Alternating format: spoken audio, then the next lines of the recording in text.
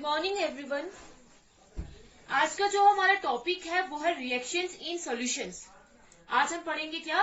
Reactions in solution. पहले हमने पढ़ा था, लास्ट टाइम हमने पढ़ा था कैलकुलेशन ऑफ एम्पिरिकल फॉर्मूला। तो हमारे पास जो नेक्स्ट टॉपिक है वो है रिएक्शंस इन सॉल्यूशन। अब अगर हम बात करते हैं रिएक्शन की, तो हमने पढ़ा था रिएक्शन क्या होते हैं, जिसमें जो सब्सटेंसेस होते हैं वो क्या करते हैं, जो रिएक्टेंट्स होते हैं वो कंबाइन करते हैं एक दूसरे के साथ। कंबाइन करके क्या बना देते हैं, न्यू सब्सटेंसेस बनाते हैं जिनकी प्रॉपर्टीज क्या होती है, डिफरेंट होती है। या हम बोलते हैं न्यू सब्सटेंसेस को क्या बोलेंगे, प्रोडक्ट्स बोलेंगे। ये था। अब ये सोल्यूशन क्या होता है हमारे पास? सोल्यूशन हम बोलते हैं, सोल्यूशन हमारे पास एक होमोजेनियस मिक्सचर होता है। होमोजेनियस मिक्सचर होता है दो या दो से ज्यादा सब्सटेंसेस का। होमोजेनियस मिक्सचर ऑफ टू और more than to substances. More than to substances. Solution जो है वो हमारे पास क्या होता है, होमोजेनियस मिक्सचर ऑफ टू और more than to substances. Homogeneous का मतलब होता है, होमो का मतलब होता है सेम। होमोजेनियस मिक्सचर जो है वो दो या दो सब्सटेंसेस होमोजेनियस मिक्सचर को बना के क्या बनाते हैं, सोल्यूशन बनाते हैं। अब ये इनकी जो कंपोजिशन है, दो या दो से ज्यादा सब्सटेंसेस, वो हमारे पास वैरी कर सकती है। कंपोजिशन जो है वो हमारे पास वैरी करती है। वैरी का मतलब लेकिन एक लिमिट तक वैरी करती है। वैरी करती है मतलब चेंज होती है, इंक्रीज होती है, लेकिन एक लिमिट तक इंक्रीज होती है। तो अगर जो ये हमारे पास जो हमने बोला है सोल्यूशन में जो सब्सटेंसेस है, इन सब्सटेंसेस को हम बोलते हैं सोल्यूशन के कंपोनेंट्स। इन सब्सटेंसेस को हम क्या बोलते हैं, सोल्यूशन के कंपोनेंट्स। तो ये क्या होते हैं, सब्सटेंसेस एक सोल्यूशन के क्या होते हैं, कंपोनेंट्स होते हैं। इनको हम क्या बोलते हैं, सोल्यूशन के कंपोनेंट्स है। अब ये कंपोनेंट्स दो भी हो सकते हैं, तीन भी हो सकते हैं, चार भी हो सकते हैं, उससे ज्यादा भी हो सकते हैं, लेकिन हम मैक्सिमम जो है वो दो कंपोनेंट्स लेते हैं। अगर हम बात करते हैं, जैसे हमारे पास एक बीकर है, इस बीकर में हमने पानी भरा हुआ है, ये हमारे पास हो गया वाटर। ठीक है। अब जब हम इसमें शुगर डालेंगे, शुगर के पार्टिकल्स डालेंगे इसमें, तो वो शुगर के पार्टिकल्स जो है, शुगर के जो क्रिस्टल्स है वो क्या होंगे, इसमें वाटर में डिसॉल्व होंगे। तो शुगर के जब वाटर में डिसॉल्व होंगे तो वो हमारे पास क्या बन जाएगा, शुगर सोल्यूशन बन जाएगा। क्या बन जाएगा, शुगर सोल्यूशन बन जाएगा। जब हम शुगर को वाटर में डिसॉल्व करेंगे तो क्या बन जाएगा, वो हमारे पास शुगर सोल्यूशन बन जाएगा। अब है इसमें ये हमारे पास सोल्यूशन बन गया। दो सब्सटेंसेस थे हमारे पास, दो कंपोनेंट्स थे, एक था शुगर, दूसरा क्या था, वाटर। अब जो है हमने पहले एक सोल्यूशन बना दिया।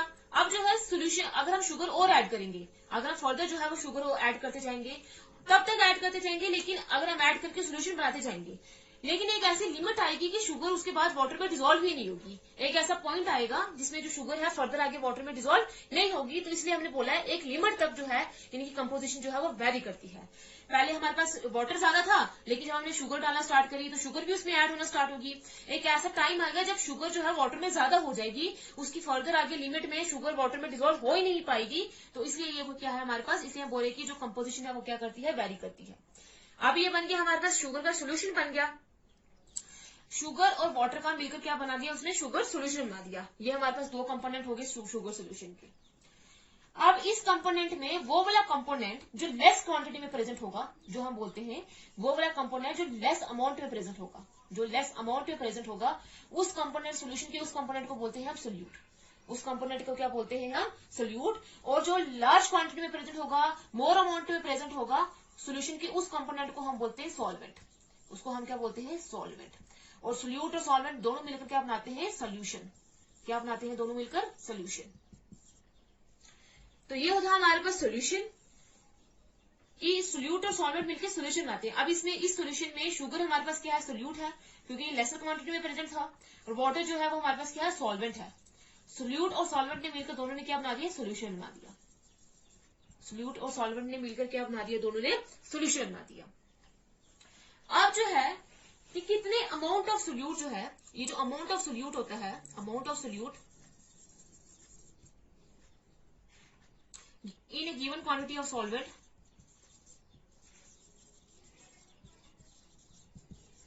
amount of solute in a given quantity of solvent is expressed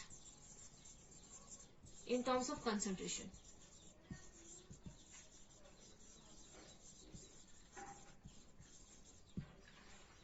कि कितने अमाउंट ऑफ सोल्यूट जो है वो इस सोल्यूशन में, इस सॉल्वेंट में डिसॉल्व हो रहा है और सोल्यूशन बना रहा है, वो हम एक्सप्रेस करते हैं कंसंट्रेशन की टर्म्स में।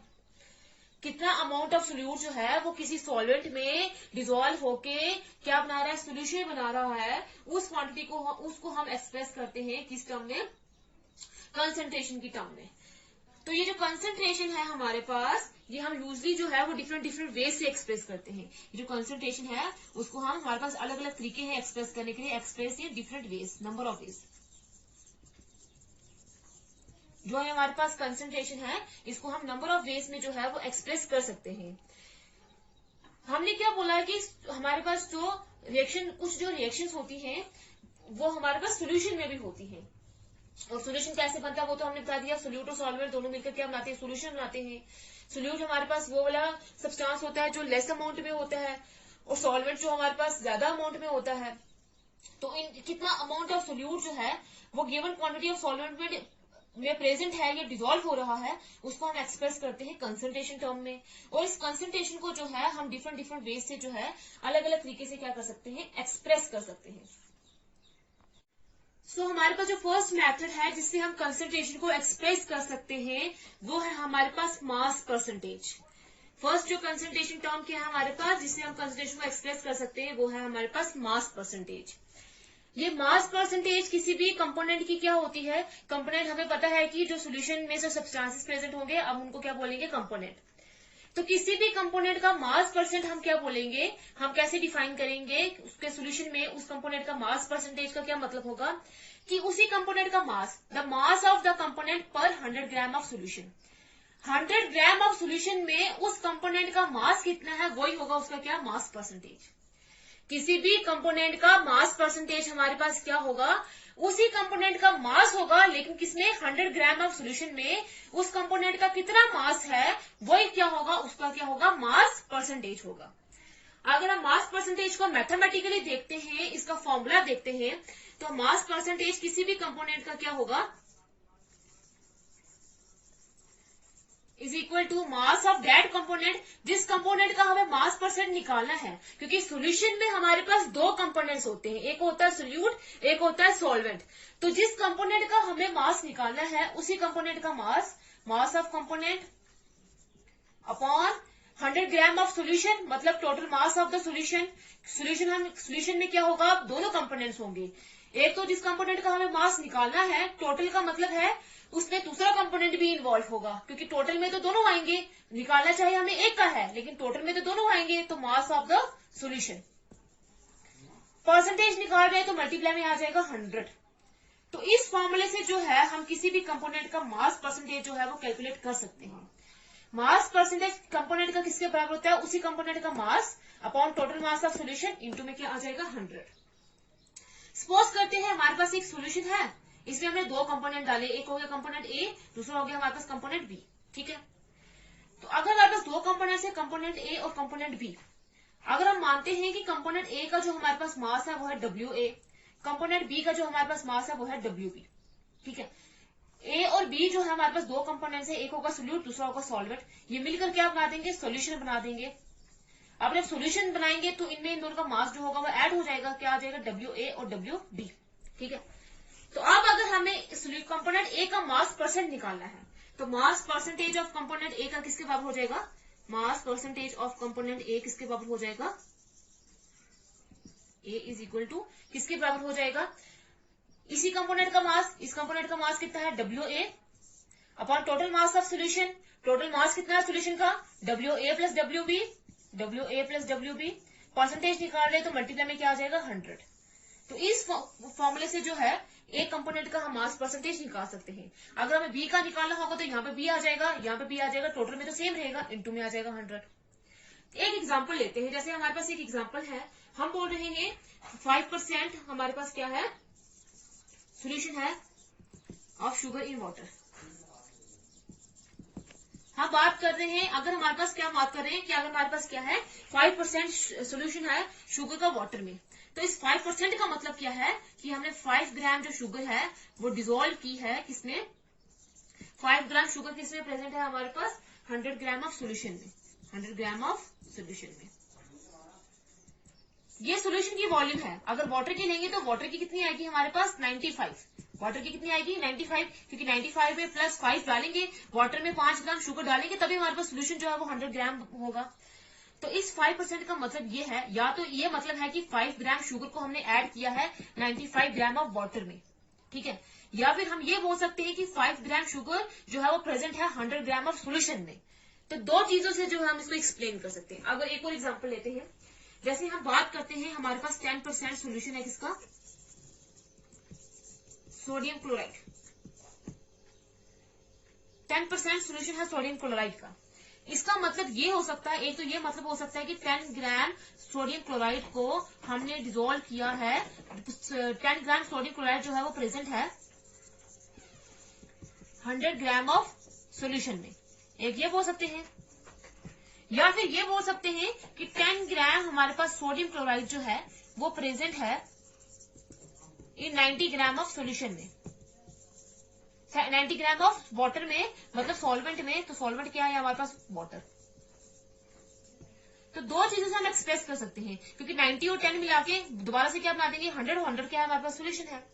तो या तो हम ये चीज बोल सकते हैं कि 10 gram sodium chloride 100 gram of solution में प्रेजेंट है, या फिर 10 ग्राम सोडियम क्लोराइड को हमने डिसॉल्व किया है 90 ग्राम ऑफ वाटर में, तब जाके उसने सोल्यूशन बनाया कितना 100 ग्राम। तो ये होता है वो किसी भी कंपोनेंट का, किसी भी सोल्यूशन में किसी भी कंपोनेंट का मास परसेंटेज, जो हम कैसे कैलकुलेट करते हैं, मास of component upon total mass of solution into में 100। अब हम कुछ एग्जांपल्स लेंगे, एग्जांपल्स लेके डिस्कस करेंगे कि हम मास परसेंटेज किसी भी कंपोनेंट का कैसे निकाल सकते हैं।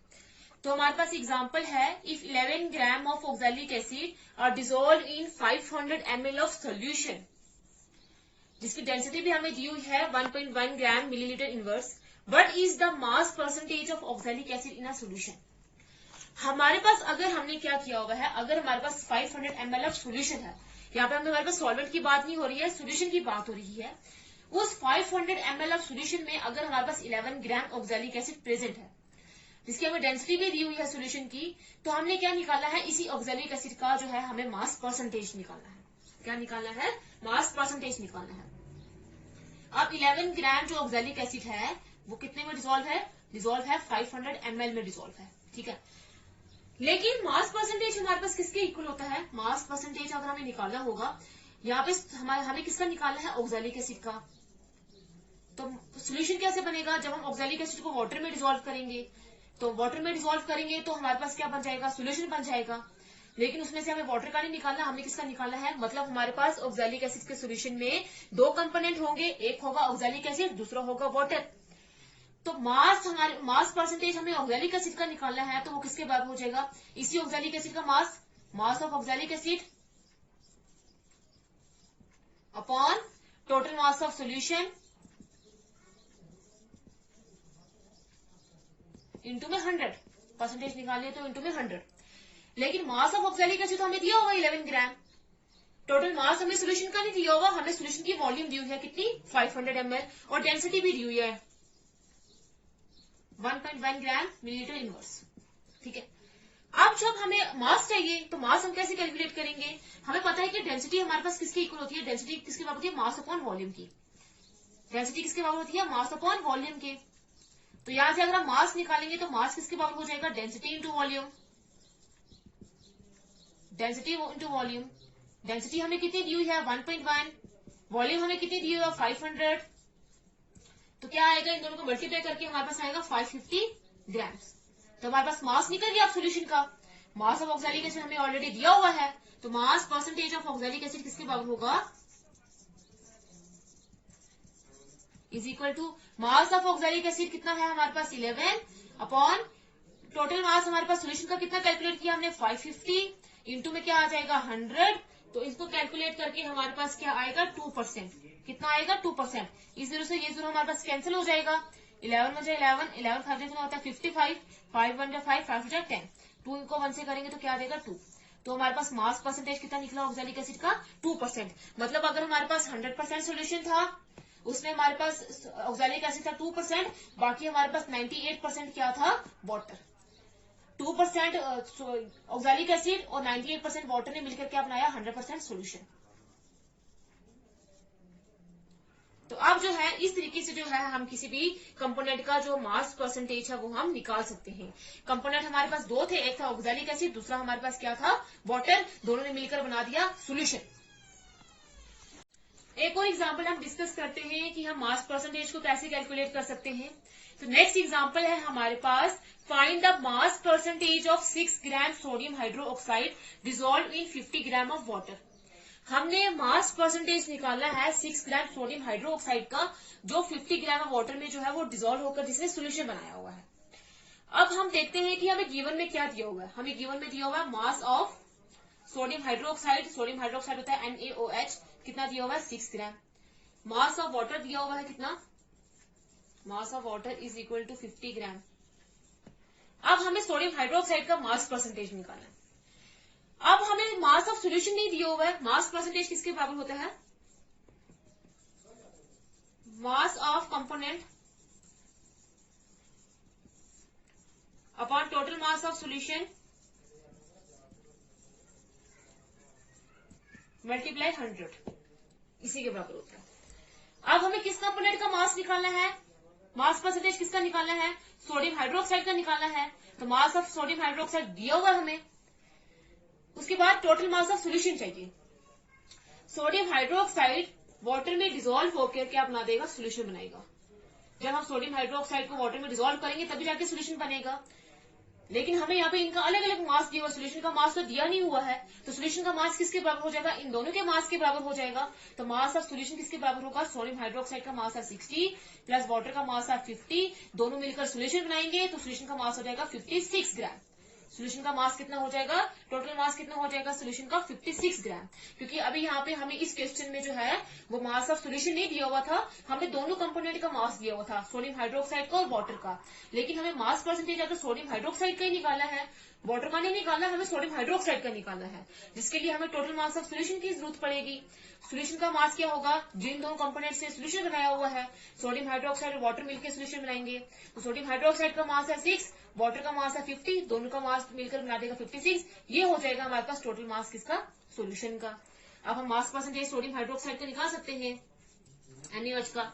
उस कंपोनेंट का मास कितना है 6, टोटल मास कितना है सोल्यूशन का, अभी हमने लिया 56।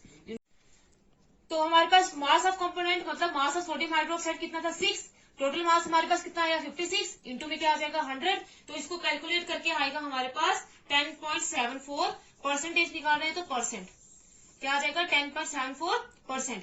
तो मास हमारे पास mass percentage of sodium hydroxide कितना आया 10.7%। अगर हमारे पास 100% सोल्यूशन है तो उसमें अगर हम बोल रहे हैं कि 6 ग्राम सोडियम हाइड्रोक्साइड है तो मतलब कितना परसेंट है 10.74% जो है वो सोडियम हाइड्रोक्साइड प्रेजेंट है किसमें 100% सोल्यूशन में। तो हम ऐसे जो है वो किसी भी कंपोनेंट का जो मास परसेंटेज है वो हम निकाल सकते हैं।